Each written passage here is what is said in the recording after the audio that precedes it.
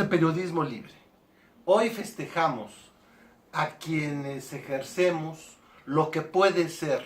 la más noble de las artes o el más vil de los oficios. Aunque fue en 1960, durante el gobierno de Adolfo López Mateos, cuando se instituyó el Día del Abogado, su antecedente se remota al 12 de julio de 1553,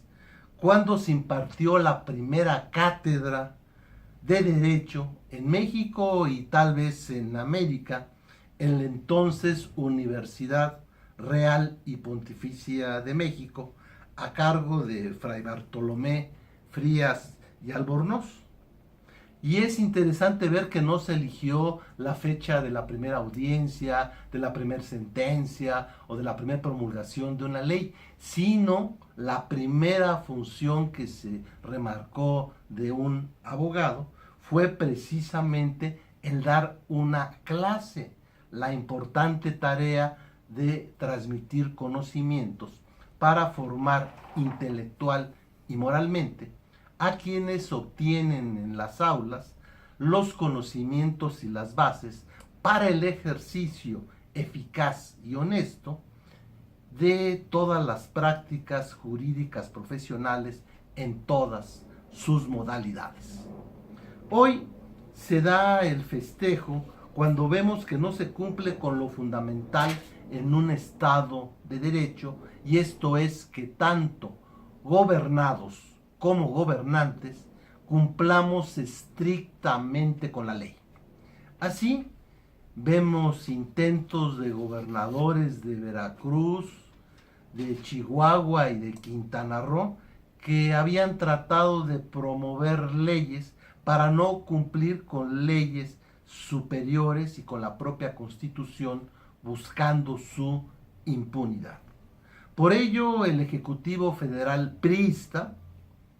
pues tuvo que promover un incidente de controversia constitucional para impedirlo, en contra precisamente del Congreso y los gobernadores de esas entidades que aún gobierna el PRI, pero ya por muy poco tiempo. Y después de la derrota del pasado 5 de junio, pues lo que era evidente es que si no lo hacía el Ejecutivo Federal, lo iban a hacer los partidos de oposición y sobre todo cuando llegaran al poder.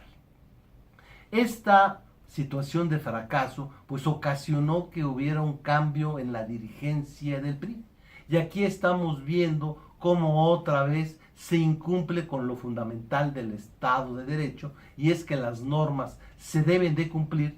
y no solamente se debe de simular que se cumplan. Esto es, de acuerdo a los estatutos del Partido Revolucionario Institucional, su presidente, su dirigente, tiene que ser electo por los que son parte de ese partido. Pero lo que estamos viendo que en lugar de esto se está dando una burda designación unipersonal, y todo ello se disfraza a través de una serie de procedimientos formales que solo causan de alguna manera vergüenza dentro de los priistas y desde luego mucha risa a quienes no son priistas, porque es la peor de las farsas, una pésima escenificación que hemos visto ya como ridícula y que nos remonta a tiempos pasados en los que el presidente podía hacer absolutamente todo sin que nadie le dijera, donde estamos viendo situaciones que suenan a broma, como que el ahora presidente del PRI haya tenido que probar su militancia con una credencial que se ve totalmente falsa, porque es la 003, y no es creíble que un muchacho de 19 años en esa época pues tuviese entre tantos priistas la credencial 003 que firmó Luis Donaldo Colosio. Así que si no es realmente reconocido por sus correligionarios, pues la verdad lo único que está pasando es que en el PRI pues se ve una actitud como la de los musulmanes ante Alá, se someten a la decisión de su único y verdadero todopoderoso. También este día, el Día del Abogado, se festeja con un anuncio en el que finalmente se pacta la Constitución y la ley. Que siempre sí, que no se va a exigir que la coordinadora de profesores se someta, como habían dicho, a la Constitución y a la ley, y se va a negociar aspectos políticos, educativos y sociales con ellos. Y no es malo que haya acuerdos, que haya diálogo, que haya pactos. Al contrario, actualmente aceptamos que el derecho no viene de Dios, no es producto de una revelación, es resultado de acuerdos, de un contrato social, de acciones pactadas en ocasiones como resultados de movimientos revolucionarios, como es nuestra Constitución ya próxima a cumplir su centenario. Por esto el principio básico de todo el Estado de Derecho es el principio pacta sunt servanda, que significa que los acuerdos, los pactos y con esto las leyes y las constituciones, frutos de acuerdos de